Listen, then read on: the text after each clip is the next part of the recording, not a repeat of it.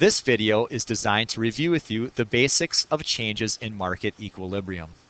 You have on the screen in front of you the basic graph for market equilibrium, showing that this market has a current equilibrium price of P1 and a current equilibrium quantity of Q1. This graph could be for any product, but we're going to assume in this example that it's for apples. In the real world, markets never stand still and are always affected by outside variables. On the right-hand side of the screen are listed the variables that affect both demand and supply. If any of the 6 demand variables changes, the demand line will shift, either increase to the right or decrease to the left, which will produce a new equilibrium price and quantity. Likewise with supply. If any of the 6 rotten variables change, the supply line will shift, producing a new equilibrium price and quantity. Let's take an example starting with demand. Let's say the T, taste or preference for apples, increases and eating apples becomes a fad. When that happens, the demand line shifts to the right, as denoted by a change from D1 to D2. That produces a new market equilibrium. Our new market equilibrium price is P2, which as you can see is higher than our original price at P1. The new equilibrium quantity is Q2, which again is higher than our original equilibrium quantity at Q1. So in plain English, when more people want to buy apples due to a change in taste or preference, the price of apples increases and people simultaneously purchase more of them. The opposite would be true if we had a negative effect on one of the variables of demand. Let's take expectations. Say scientists found that eating apples actually harmed your health, and people therefore began reducing their consumption of apples. This would shift the demand line to the left, as noted by a movement to D3. You can see at D3 that the price has gone down from our original starting point, as does the quantity. So again, in plain English, if people reduce their consumption of apples due to the expectation of harming their health, the price in the apple market will be reduced and there'll be fewer apples bought and sold. So when any of the tribe's variables changes, we shift the entire demand line, and in doing that produce a new equilibrium price and new equilibrium quantity. When given a question in which the wording indicates a shift in demand, always begin with an original P1 and Q1 equilibrium. Shift the demand line appropriately and then read your results. If the market price has increased and the quantity has increased due to a rightward shift, then be sure to choose that answer. If, however, the market price has been reduced and the quantity reduced because of a leftward shift in demand, then certainly pick that answer if it's appropriate.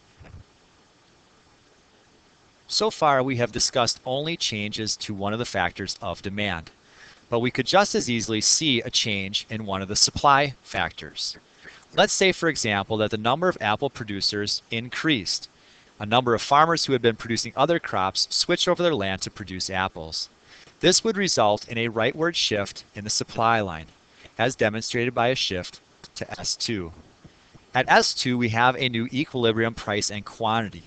The price falls to P2, while the quantity is increased to Q2. In other words, if the number of apple growers increases, the price of apples in the market will fall, while there'll be more apples purchased. The opposite results would occur if there were a negative consequence to any of the variables affecting supply. Let's go to resource prices. Assume for a second that the wages of apple pickers are increased.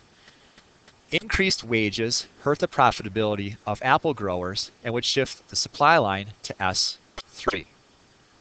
At S3, we have a new equilibrium price of P3 and an equilibrium quantity of Q3. Notice that although the price went up, the quantity of apples being sold went down.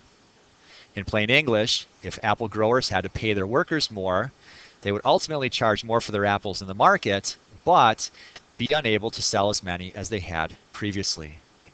So like with demand, when given a question in which a supply line shifts, Start with the basic S1 and D1 and equilibrium at P1 and Q1.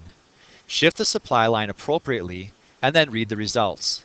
Has the price increased or decreased? And has the quantity gone up or down? So in conclusion, when given a question dealing with a change in market equilibrium, this is your starting point. Never attempt to do this graph in your head. You're only asking for trouble. There's too many variables to keep straight to do this in your head. Simply sketch this out quickly on the side of your test and you can't go wrong. So when given a question, the first thing you need to decide is, does the variable that's changed affect the demand or the supply? So let's say, for example, that the question reads, what happens to the market for apples after the price of peanut butter increases? The first thing you need to decide is, the price increase in peanut butter going to affect the demand or the supply of apples? Since peanut butter and apples go together, this is a factor of demand. Peanut butter and apples are related goods. People put peanut butter on apples. If the price of peanut butter rises, people will buy less peanut butter. Buying less peanut butter means they need less or fewer apples in which to spread it. So the demand of apples goes left to D2. Once we've done that, we simply need to read the results of our graph. Our original price, P1, has now fallen to P2. And our original quantity, Q1, has been reduced to Q2. So in this particular question, we would say the market for apples has changed and that the price has fallen and the quantity of apples being purchased has also fallen. Do yourself a favor and always sketch out the graph. Shift the appropriate line in the appropriate direction and simply read the results.